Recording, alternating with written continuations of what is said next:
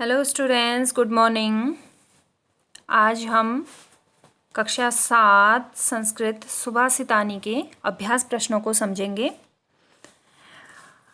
पहला प्रश्न है आपका, सर्वान श्लोकान स्वस्वरम गायत। इसमें आपको जो श्लोक हैं उनको बोलना है। अगला प्रश्न, दूसरा प्रश्न है आपका, यथा योग्यम श्लोकांसान मेलियत, यानी कि श्लोकों के अंश यहाँ पे आपको दिए गए हैं, उनको जो ठीक है उनसे मिलान कर देना है। आपने श्लोक अभी इस पहले पढ़े हैं तो आप आसानी से इनका मिलान कर सकते हैं। पहला है धन धान्य प्रयोगेषु, धन धान्य प्रयोगेषु विद्याया संग्रहेषु च, इसके साथ में आप मिला देंगे।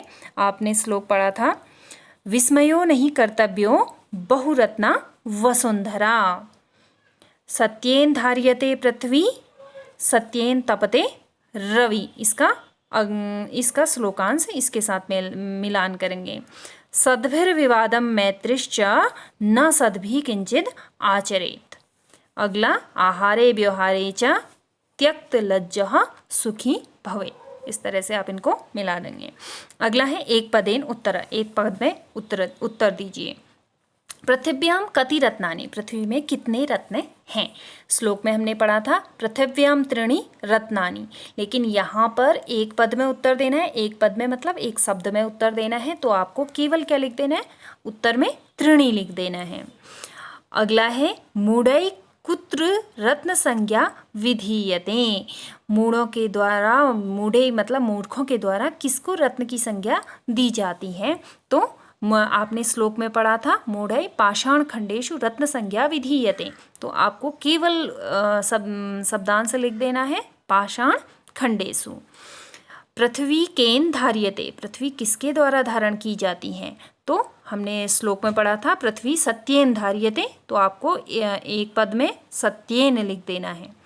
कई संगति कुर्वीत, किसकी संगति करनी चाहिए, किसकी, सद्भि संगति कुर्वीत, यानी कि सद्भि आप उत्तर लिख देंगे। लोके वशीकृति का, संसार किसके वशीकृत है, तो हमने क्षमा पढ़ा था, क्षमा वशीकृते लोके, तो उत्तर होगा क्षमा।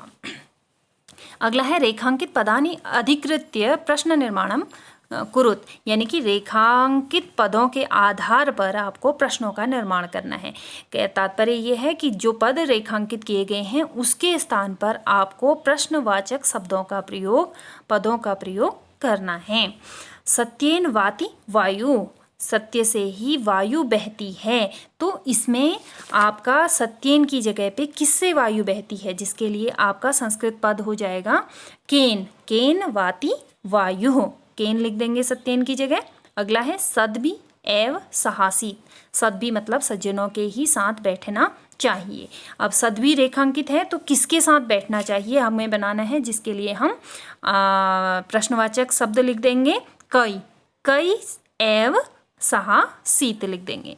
अगला है वसुंधरा बहुरत्ना भवति, वसुंधरा बहुरत्नों वाली होती है, तो रेखांकित पद है वसुंधरा, जिसमें हमें प्रश्न बना देना है क्या बहुत रत्नों वाली होती हैं, तो इसके लिए हम का बहुरत्ना भवति, यानी कि वसुंधरा के स्थान पे हम लिख देंगे का। अगला है विद्याया संग्रहेषु त्यक्त लज्ज सुखी भवेत्, विद्या के संग्रह में लज्जा को छोड़ देने वाला सुखी होता है।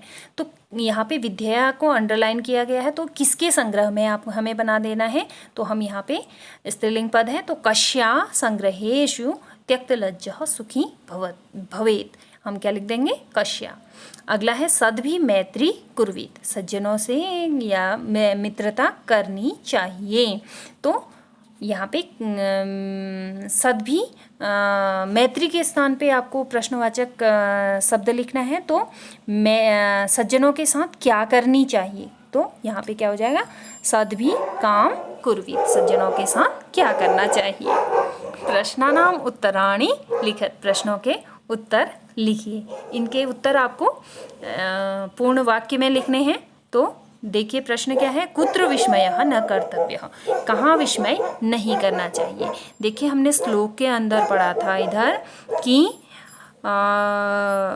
यहाँ आपने पढ़ा था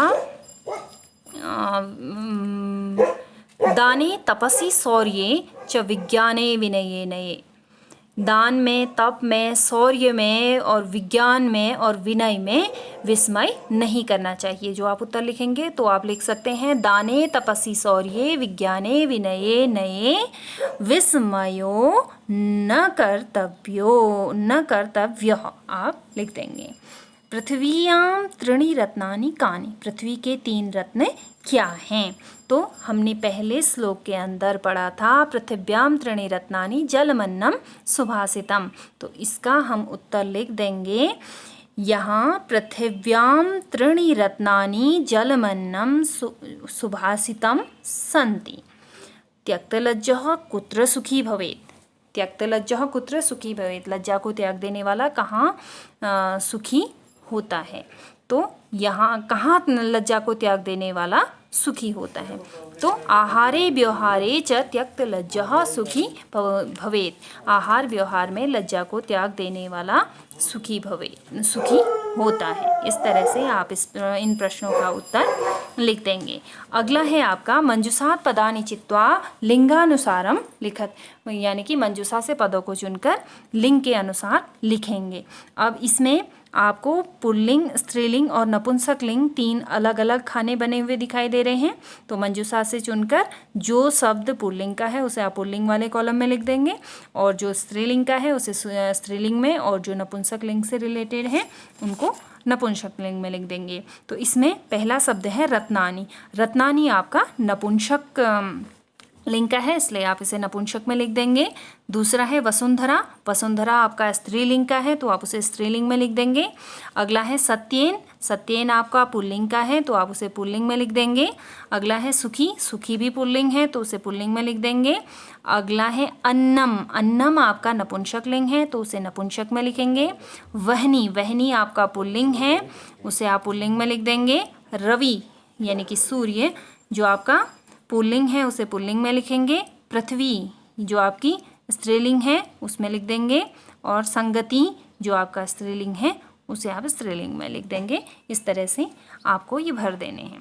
अगला है अधोलिखित पदेषु धातुएं के सन्ति। निम्नलिखित नीचे लिखे गए पदों में धातु क्या है? अब धातु क्या है, यानी कि करोति पद लिखा हुआ है, इसकी धातु यानी कि किस धातु का है? तो करोति जो है आपका वो कृ धातु का है। क के नीचे री की मात्रा कृ धातु से बना हुआ है करोति।